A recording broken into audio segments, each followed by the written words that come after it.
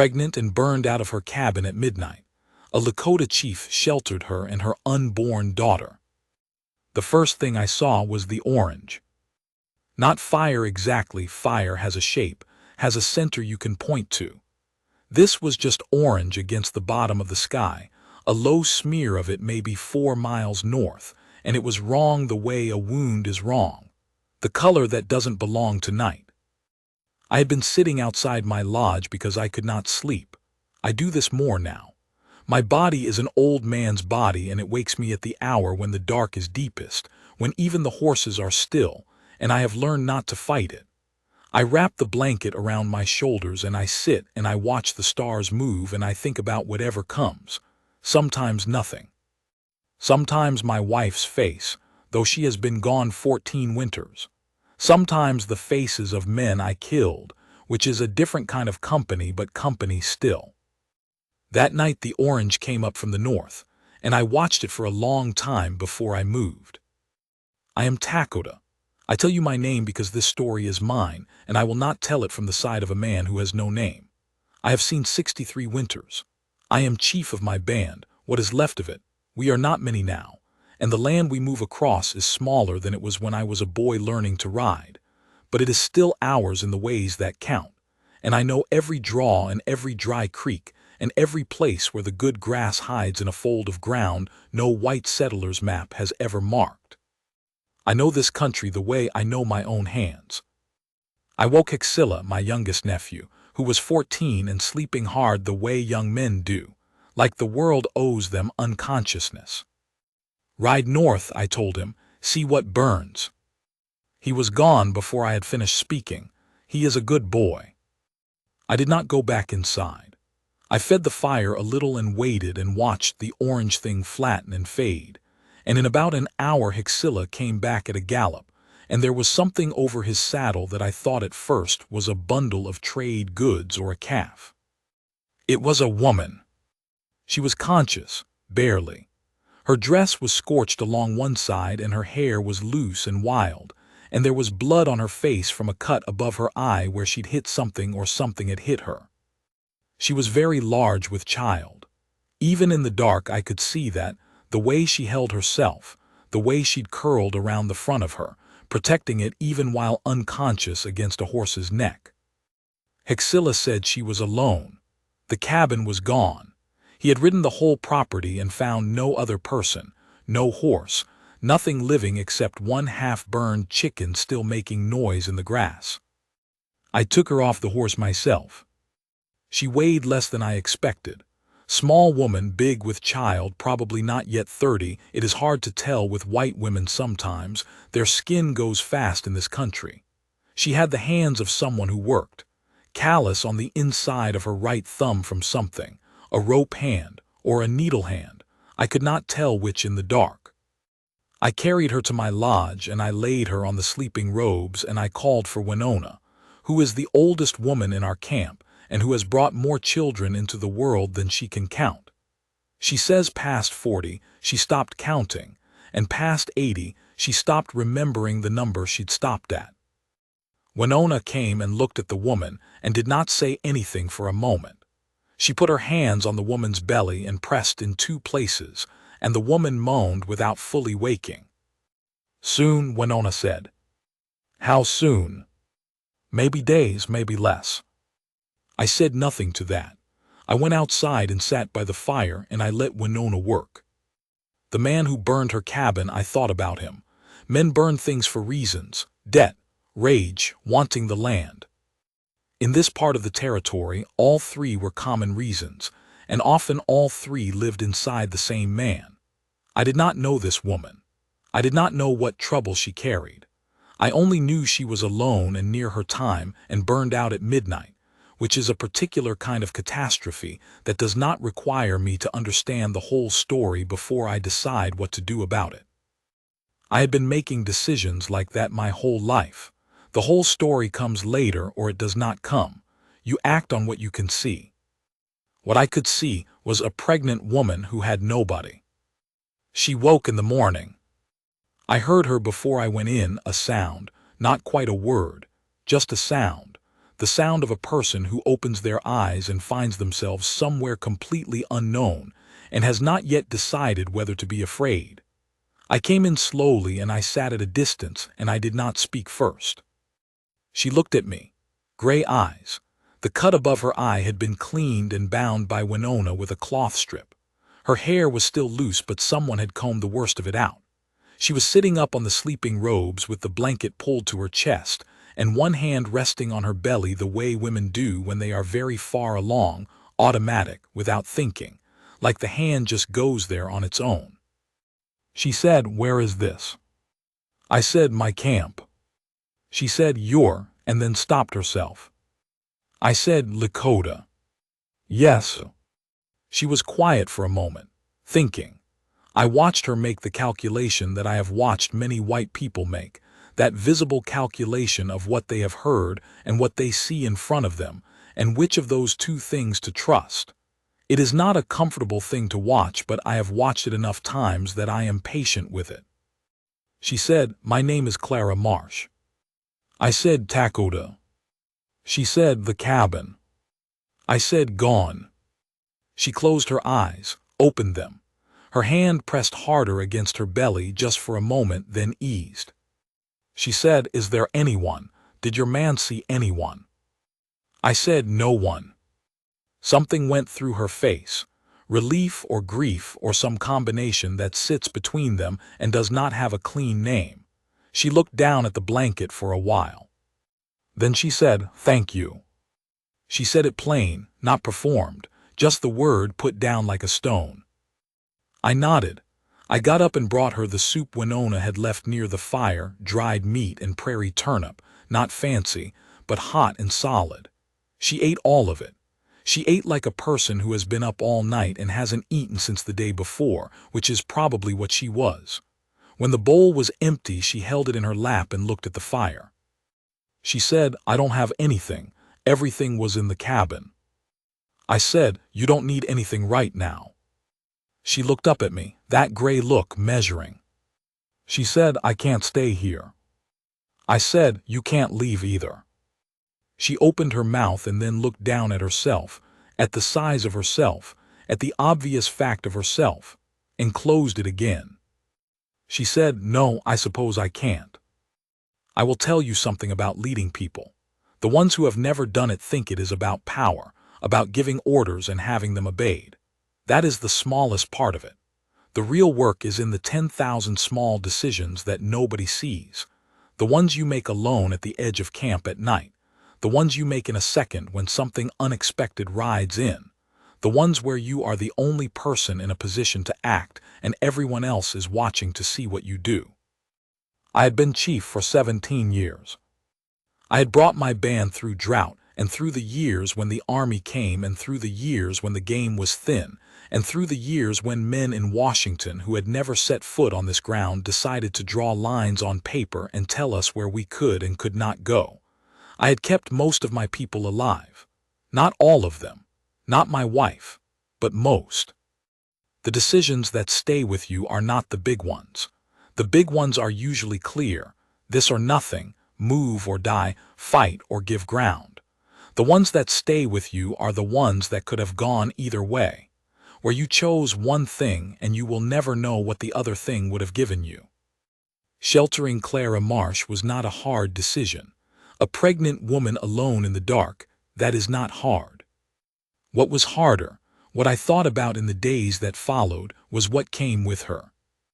Because trouble does not burn a woman's cabin and then go home satisfied.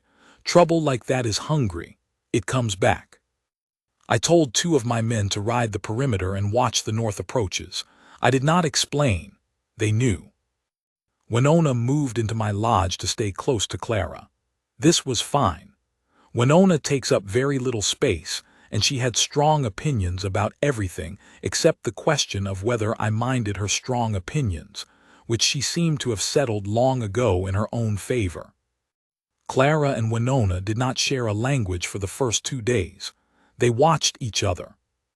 Then slowly they began to find a kind of grammar made of gesture and expression, and the particular tone of voice that means no, like this, in every language I have ever heard.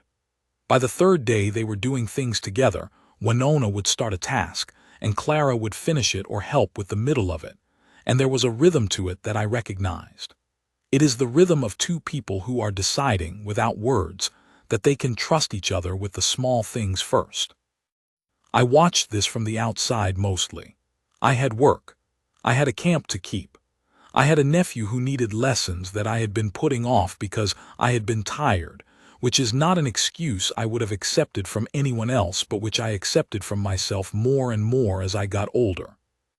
I taught Axilla to track in those days, not the big obvious tracks, the ones anyone can see, but the old signs, the bent grass blade and the stone that has been turned so its darker underside shows, and the way a deer that is being pushed moves differently than a deer that is walking on its own terms. I showed him how to read time into a track, how wet the edges are, whether the compression at the toe is fresh or settled. These are things my grandfather taught me and his grandfather taught him. Knowledge passed down like a particular way of holding a knife, practical and precise. I did this partly because Axilla needed it, and partly because teaching is a good way to make sure you still know what you know. When you have to put a thing into words for someone else, you find out fast whether you actually know it or just think you do. Clara watched us sometimes. She would come out of the lodge in the afternoons and sit in the sun. It was still warm then, early autumn, the grass going gold, and she would watch Axilla and me in the open ground near the horses. She never interrupted. She just watched with that gray level look of hers, the same look she'd had when she woke up that first morning and was calculating what to trust. On the fourth day she asked if she could help with the horses. I said, "Can you work with horses?" She said I had 4. Had past tense, I registered that. I said, "What happened to them?" She said he took them. Before he burned it. She said the way you say a word that is also a door you are not ready to open yet. I did not push it. I showed her which horses were gentle enough to brush, and she worked them for an hour, moving slow because of her size, talking to them in a low voice the whole time. Horses like that, a low, steady voice. It tells them there is no predator nearby. She had good hands with them. I watched from a short distance and said nothing. When she was done, she came and stood beside me, and we both looked at the horses for a moment in the way you look at animals you have worked. She said, "His name is Arlen Poole, the man who burned it." She said it straight, like a report, no shaking in it, which told me something. Not that she wasn't afraid or wasn't grieving, but that she had already done some of the work of deciding what to do about the feeling, and now she was past the place where it made her voice unsteady. I said, "I know the name." She looked at me. I said, "He has land to the east. He wants more. He is not the first man in this territory to want more." She said, "He wanted my 40 acres, the water on it." I said, "Yes." She said, "My husband filed on it 2 years ago. My husband died last spring."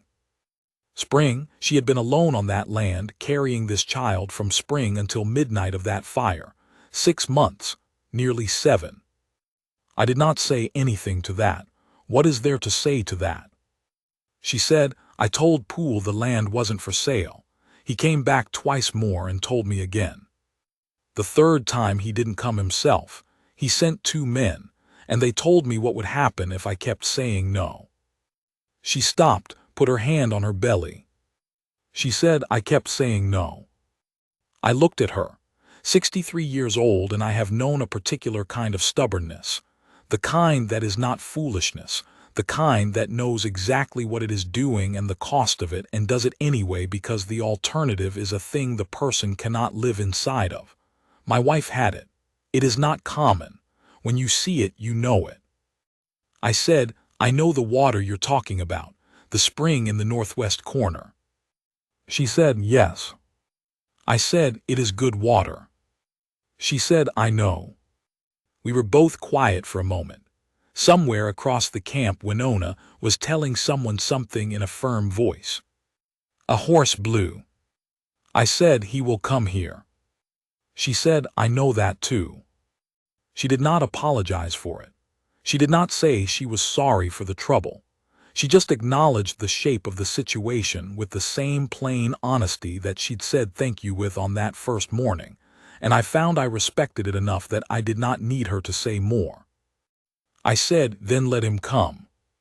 2 of my men, Chayton and Mika, were the best I had, and I sent them to find out where Poole was and what he was doing. They came back the next afternoon, and they said Poole had been seen in Caldwell with 2 men, and he was moving west along the creek road, and he was not hiding the fact that he was moving. He knew she had survived. He was coming to finish what he'd started, or he was coming to find out if someone had her and decide what to do about that. Either way, he was coming. I called my men together, 8 of them, counting Hexilla, who I counted because he needed to be counted and because leaving him out would have told him something false about himself. I told them what I knew.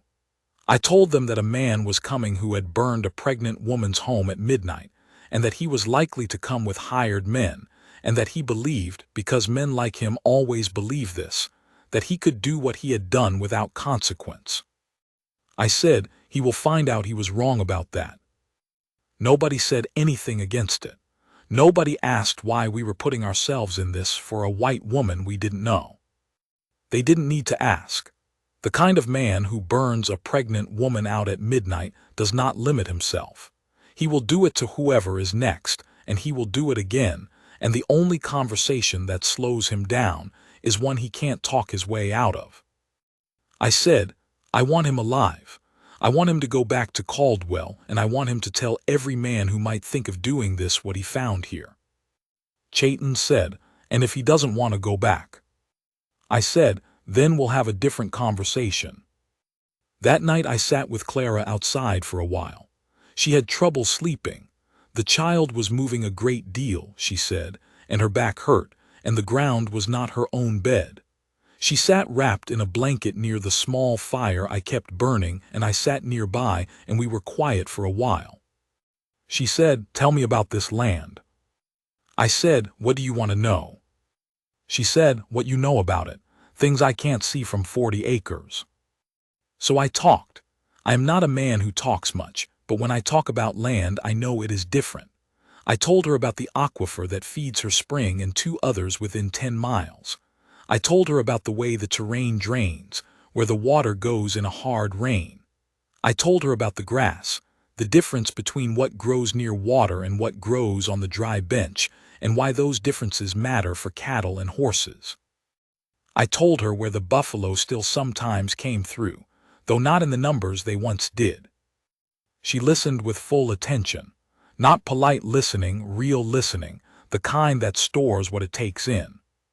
She asked 2 questions that told me she understood ground and seasons, and water better than most men who'd been on this land twice as long as her. I said, your husband, was he a cattleman? She said he tried to be. He was better with crops, honestly. He was from Ohio. A small thing, the way she said, honestly. Like she could tell the truth about him now that he was gone without it diminishing him. Like the truth was a form of continuing to honor him. She said he was a good man. He just didn't know this country yet. I said nobody knows it yet. It takes a long time. She looked out at the dark. She said, I think I could know it, given the time. I said, you might be right. A long quiet, the fire. She said, what happens if Poole won't stop? I said, he'll stop. She said, how do you know? I said, because I've been the reason men stop doing things before. She looked at me, that gray look in the firelight. She said, I believe you. She said it simple and direct, and it landed somewhere in my chest in a way that I am not sure I can explain exactly, except to say that I have been believed by many people over many years, and mostly it feels like the transaction it is. I say a true thing, they believe it, we move forward. This was different. This was a woman who had been burned out at midnight and lost everything, and had spent 5 days watching me from a considered distance, that calculating, honest distance of hers, and at the end of 5 days she said she believed me. It was not the automatic belief of someone who has no choice. It was the belief of someone who has looked carefully and made a decision. I turned back to the fire. I said, "Get some sleep." She said, "You too." She said it like she meant it, like she'd noticed I wasn't sleeping and wanted it to stop. I almost smiled at that, almost. Poole came on the 6th day. He came in the morning, mid-morning, sun high enough that he was not trying to hide. Him and 3 men. They came on the main approach and they did not ride fast. They rode like men who believe the arrival of themselves is sufficient argument. I was standing in the center of camp when they came into sight. I had my rifle. I was not pointing it at anything. It was just in my hand, the way a hand goes to a thing it has held 1,000 times.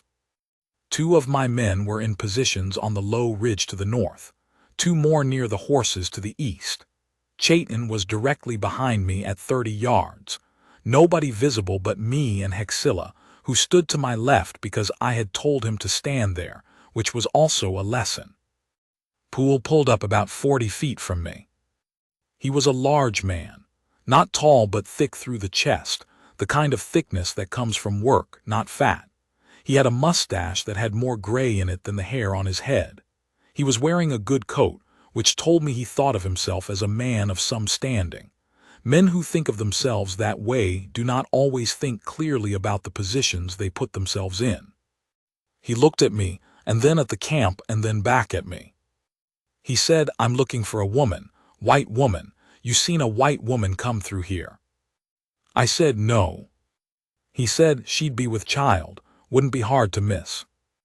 I said, "No." He looked at his men and back at me. He said, "I'm not looking for trouble with your people.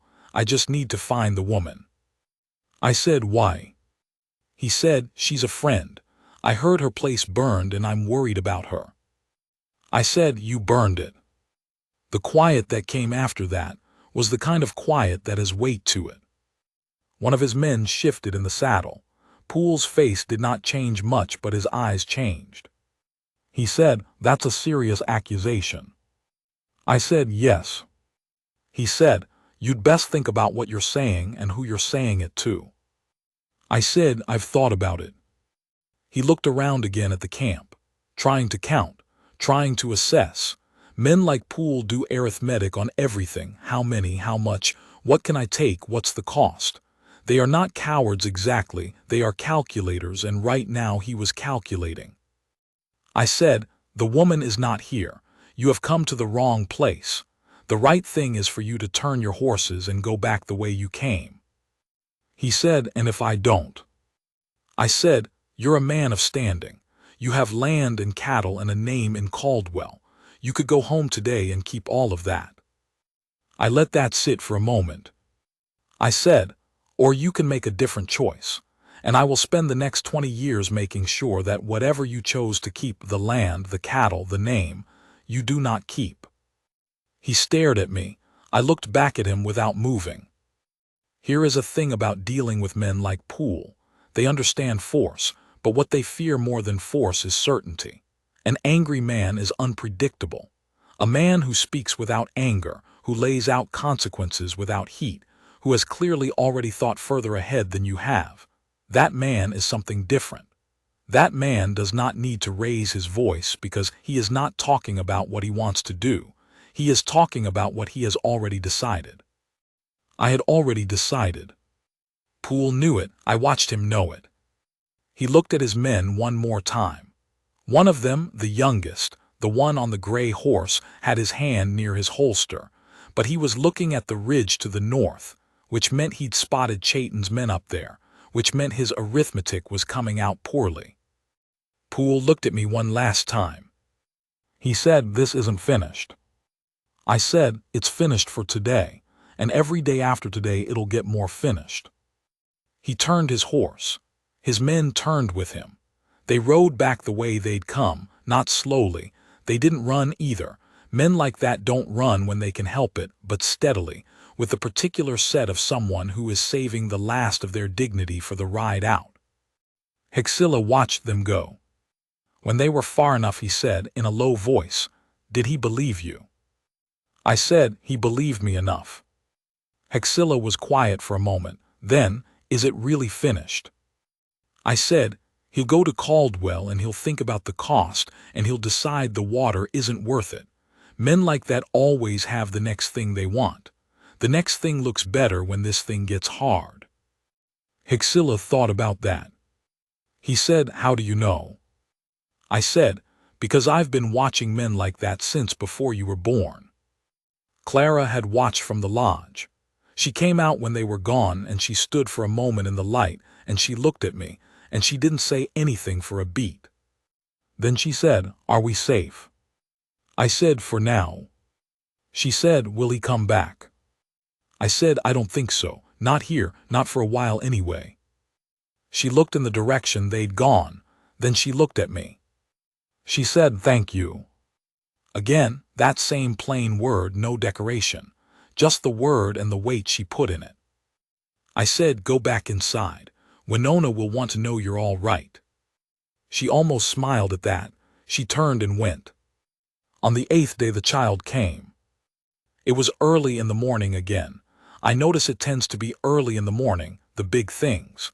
Life does not seem to care much about convenience. Winona called for 2 of the women and they went in, and I sat outside with Hexilla, and we listened to the sounds, and did not talk. After a while Hexilla fell asleep leaning against the post of the shade structure. The way young men can do anywhere, like sleep, is a place they can get to without preparation. I envied it a little. The birth took most of the morning. It was not easy. I knew this from the sounds that came and then stopped and then came again.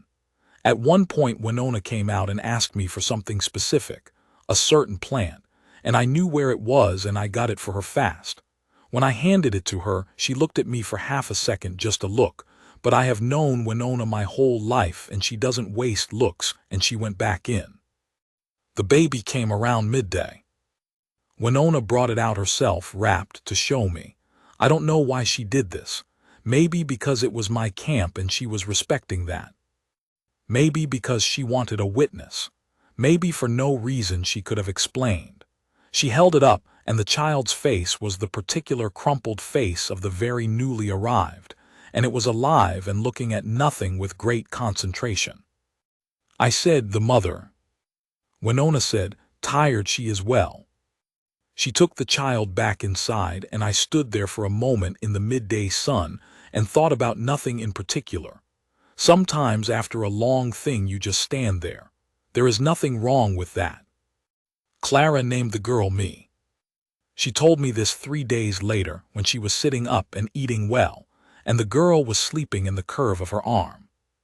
She had been given one of the smaller lodges to herself and the child now, and Winona checked on her twice a day, and the women of the camp brought things, food, soft skins, small items which they left without making much of it. This is how it is done. You do not make a ceremony of care. You just show up. I came in to check on her and she said, "Her name is me." I said, "Good name." She said, "My mother's name." I nodded. She looked down at the sleeping child, and there was something in her face that I would not try to describe, except to say it was not simple.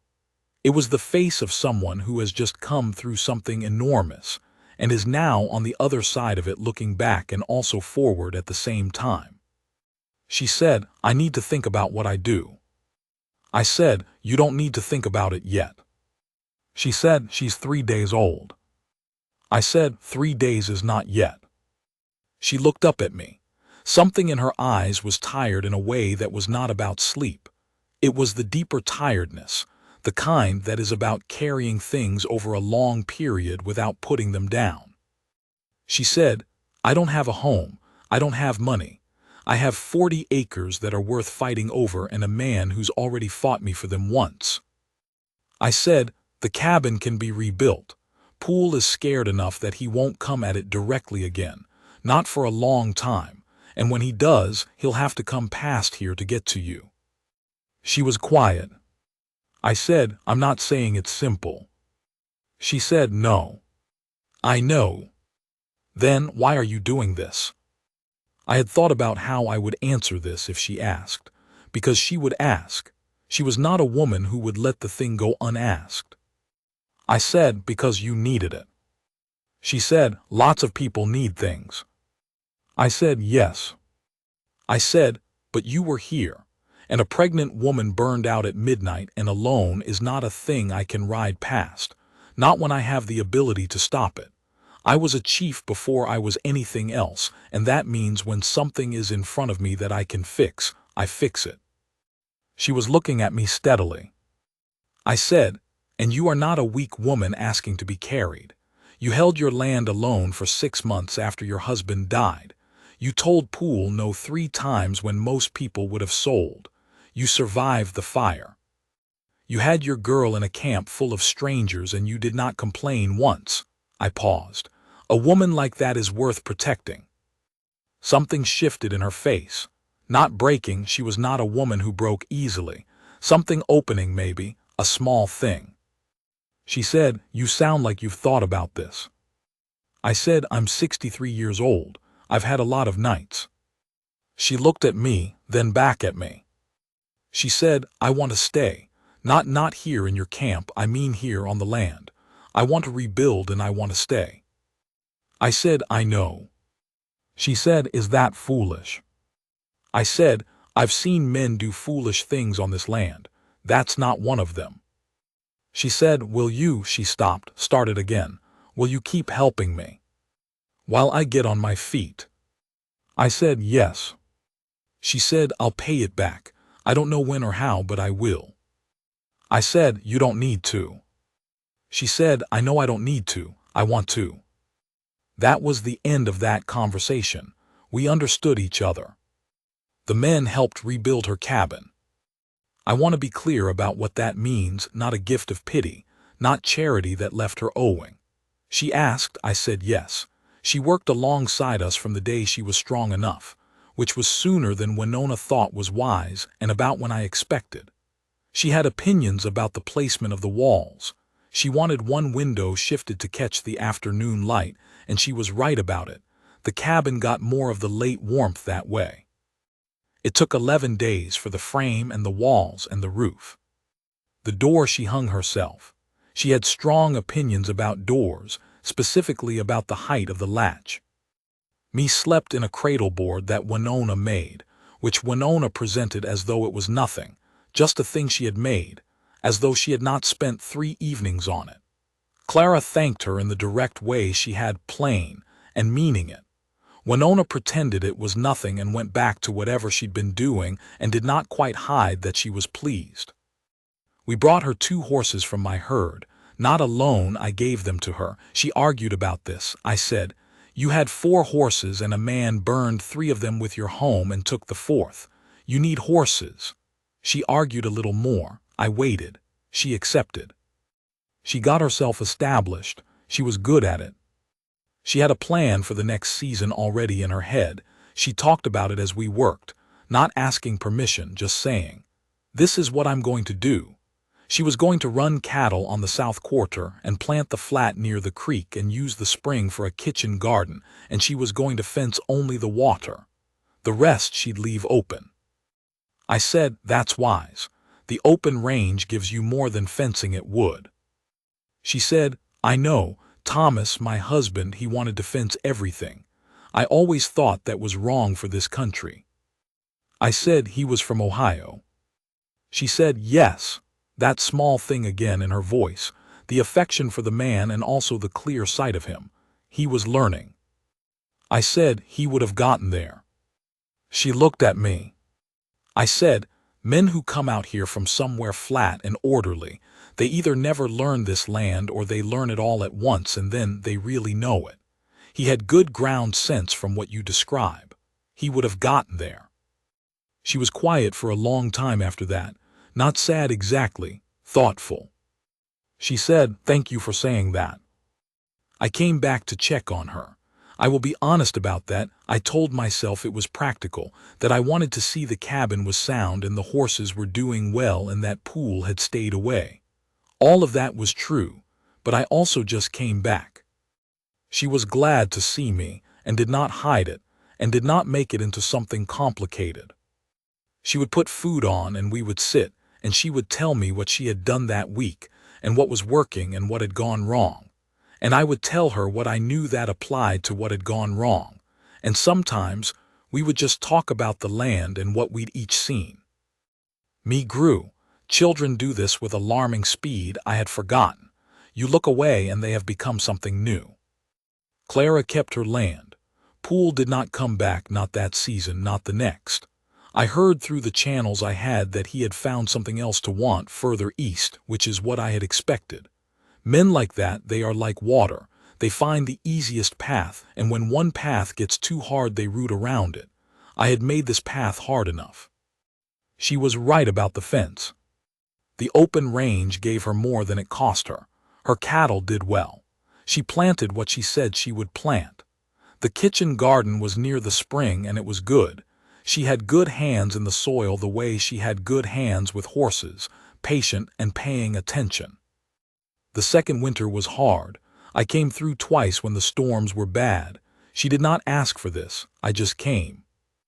The third time, the second winter, I came after a 3-day storm, and she had been through it alone, and me was 18 months old and running already in that dangerous toddling way.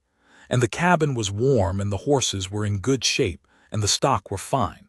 And Clara was standing at the stove when I came in, and she turned around and I saw her face, and she was just all right.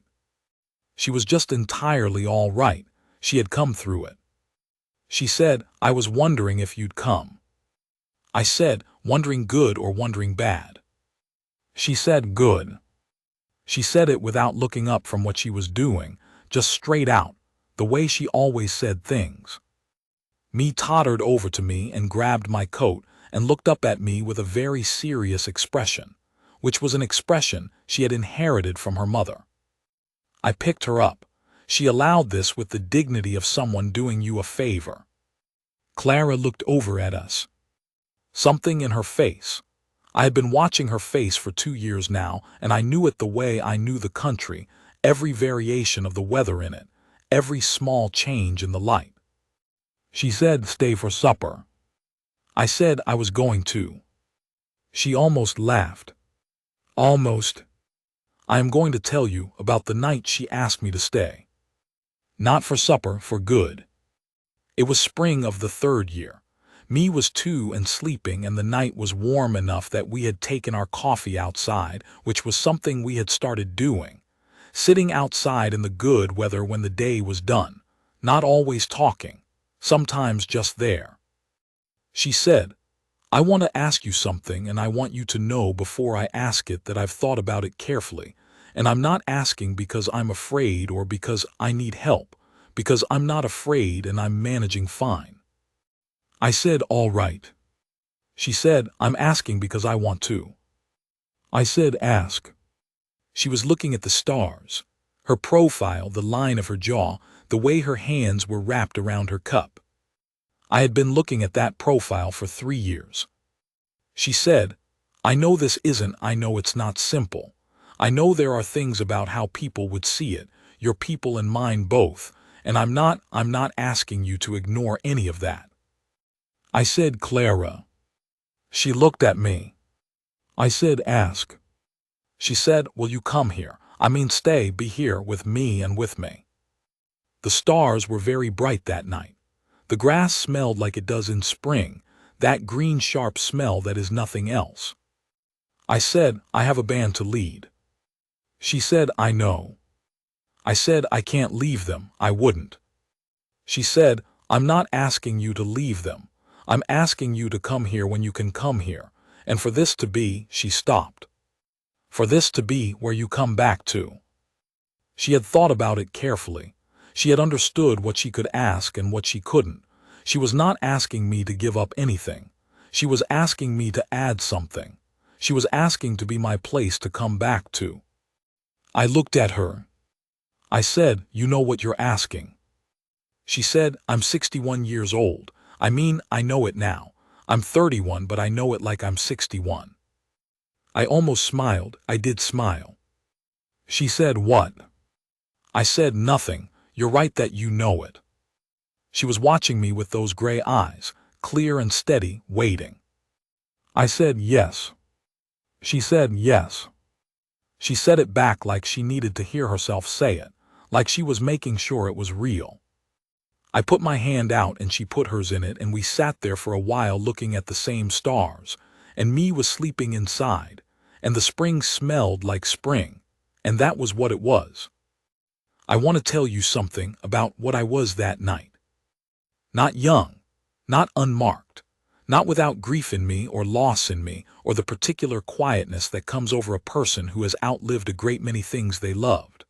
I was 63 years old, and I had led my people through hard years, and I had buried my wife, and I had watched the world I grew up in change into something smaller and harder, and I had kept going because there was no other thing to do. A young man does not know what it means to have a good woman look at you and choose you. He thinks he does, but he doesn't. He has not yet been through enough to understand what is being given. An old man knows. Clara Marsh had looked at me, all of me, the age of me, the grief of me, the work of me, the silences and the watchfulness and the way I took up space in the world, and she had seen something worth choosing, not despite those things, because of them. I had been chosen before.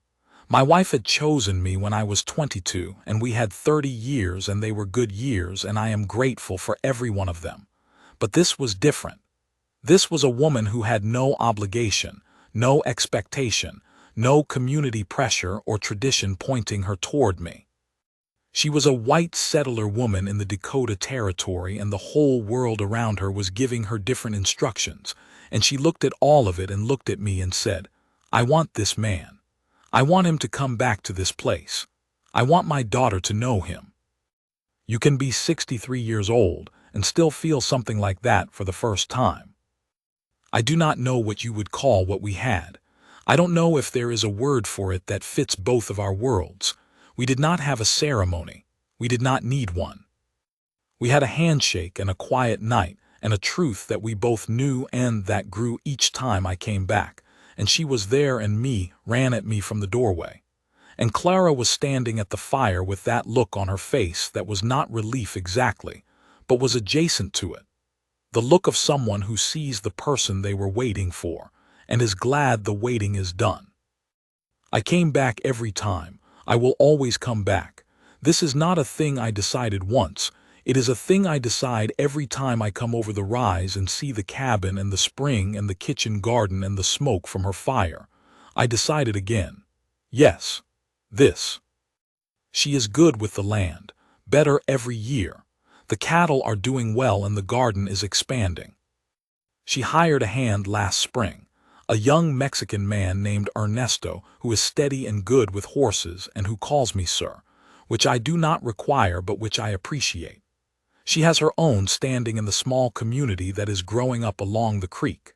People know she is not alone, and they know who she is connected to, and that knowledge has been useful in the ways I expected it to be. Me is 4 now. She has her mother's gray eyes and her mother's jaw and her mother's way of looking at a thing from a considered distance before she decides what she thinks.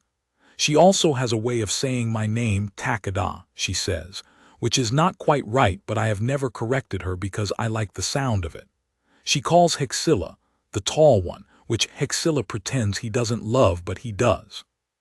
Last autumn I came over the rise and there was early snow on the ground, just a dusting, not enough to matter yet, and the cabin was ahead of me and smoke was coming from the chimney, and I could see the light through that window she'd moved, the one that catches the afternoon light, and I sat on my horse for a moment and looked at it.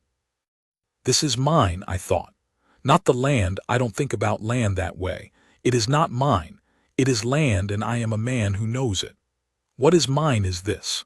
The woman inside and the girl inside and the fire inside, and the way I feel when I come over this rise, and the way she will look when she hears the horse outside and comes to the door. Competence and steadiness. That is what I have given her, year over year.